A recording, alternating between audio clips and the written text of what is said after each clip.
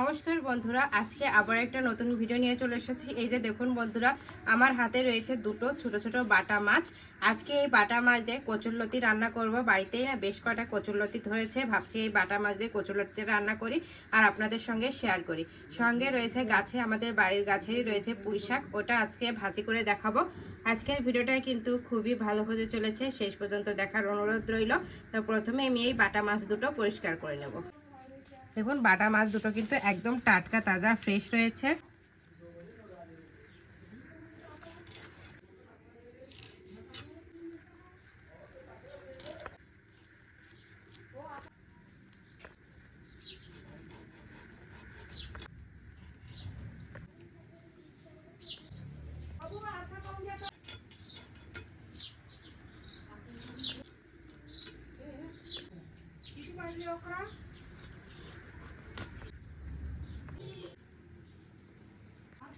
দেখুন বন্ধুরা, মাছ দুটো কেটে নেওয়া হয়ে গেছে, এবার ধুয়ে পরিষ্কার করে নিয়ে আসছি।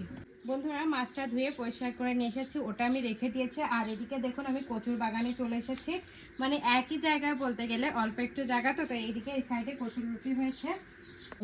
এদিকে দেখুন এই যে জাল দিয়ে ঘেরা রয়েছে, এই যে দেখুন কচুর লতি।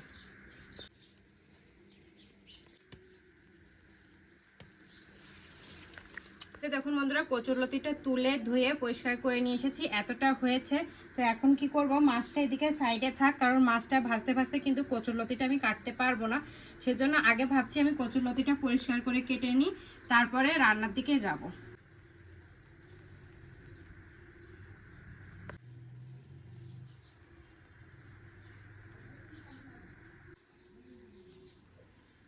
কচুরলতিটা পরিষ্কার করতে কিন্তু অনেকক্ষণ টাইম লাগে। এটা দেখুন এইভাবে কেটে নেব।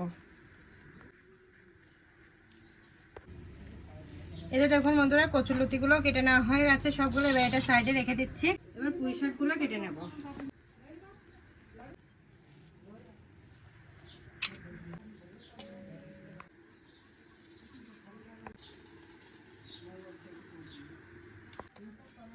বন্ধুরা এই যে দেখুন বন্ধুরা, পুঁই শাকটাও কেটে নেওয়া হয়ে গেছে, এবার এটাও সাইডে রেখে দিচ্ছি।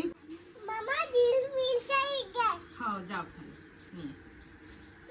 এই যে দেখুন বন্ধুরা, সবকিছু আমি গুছিয়ে নিয়েছি, এবার চুলোটা ধরিয়ে নিচ্ছি। চুলোর ওপর একটা কড়াই বসিয়ে দিলাম, আর চুলোটা ধরিয়ে নিচ্ছি। বন্ধুরা চুলোটা ভালোভাবে ধরে গেছে, কড়াইটাও গরম হয়ে গেছে। এবার কড়াইয়ের ভেতর বেশ খানিকটা পরিমাণ তেল দিয়ে দেবো।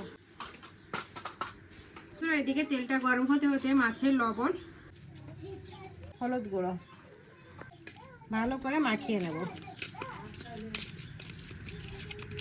বন্ধুরা তেলটা গরম হয়ে গেছে, এবার মাছগুলো এক এক করে ভেজে নেব।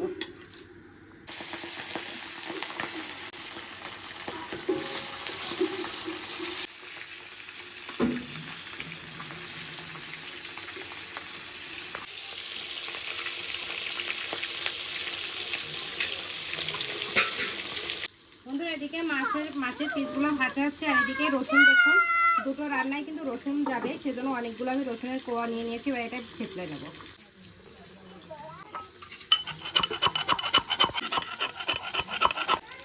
মাছের এক সাইড ভাজা হয়ে গেছে, এবার উল্টে দিচ্ছি।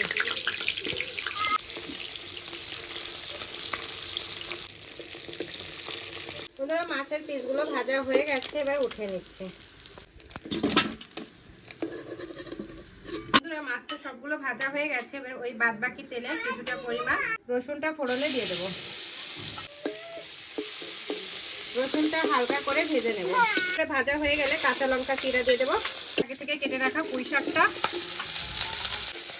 এবার খুব ভালো করে একটু ভেজে নেব। তার আগে একটু স্বাদ মতো লবণ, অল্প একটু হলুদ গুঁড়ো, ভালো করে এবার পুঁই শাকটা ভাজবো।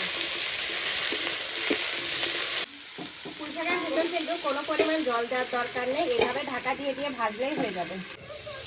এই যে দেখুন বন্ধুরা, পুঁই শাক থেকে কতটা পরিমাণ জল ছেড়েছে দেখুন। এই জলেই কিন্তু রান্নাটা হয়ে গেছে। দেখুন পুঁই শাকটা কিন্তু সেদ্ধ হয়ে গেছে, ঠিক আছে।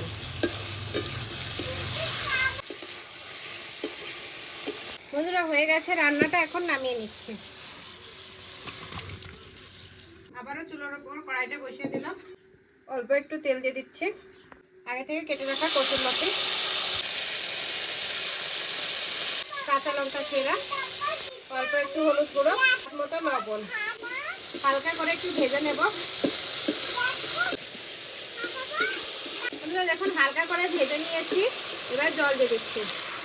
বেশি নয়, কচুরলতি বাড়িটা তো সেজন্য অতটা কিন্তু সেদ্ধ হতে লাগবে না টাইম, অল্প একটু দিয়ে দিচ্ছি। এবার ঢাকা দিয়ে রান্না করে নেব। এই যে দেখুন বন্ধুরা, রান্নাটা প্রায় হয়ে গেছে। দেখুন কচুরলতিগুলো কিন্তু সেদ্ধ হয়ে গেছে, বলেছিলাম না একদম টাইম লাগবে না। এবার মাছটা দিয়ে 2-3 মিনিটের মতন রান্না করে নেব। এই যে দেখুন বন্ধুরা, কচুরলতিটা কিন্তু রান্না হয়ে গেছে। এখন এটা একটু রসুন ফোড়ন দিয়ে দেবো বন্ধুরা, আর কোনো মশলা দেওয়ার দরকার নেই, এতটা টেস্টি হবে কি বলবো। আবারও চুলার উপর কড়াইটা বসিয়ে দিলাম, অল্প একটু তেল দিয়ে দেবো।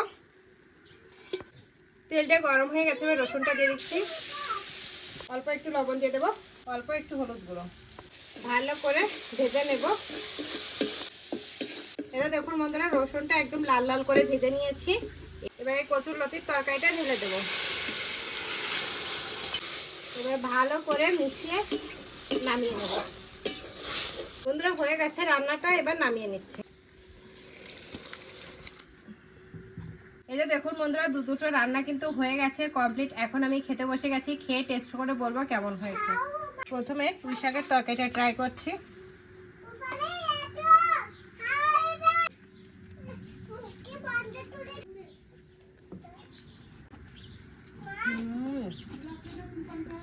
পুঁই শাকটা জাস্ট ফাটাফাটি।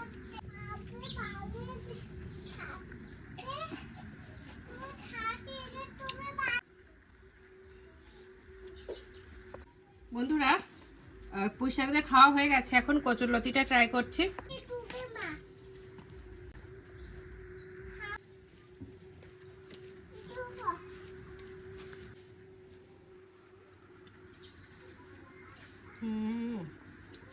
খুবই টেস্ট।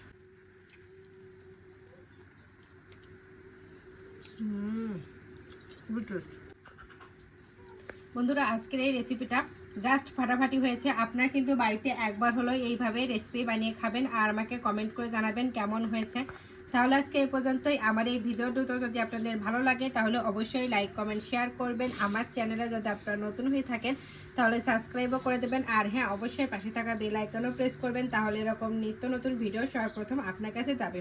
আর বাড়িতে একবার হলো এইভাবে কচুরলতির সঙ্গে পুঁইশাকের এরকম পুঁইশাক ভাজা বানিয়ে খাবেন আর আমাকে কমেন্ট করে জানাবেন কেমন হয়েছে। তাহলে আজকে এই পর্যন্তই, নমস্কার।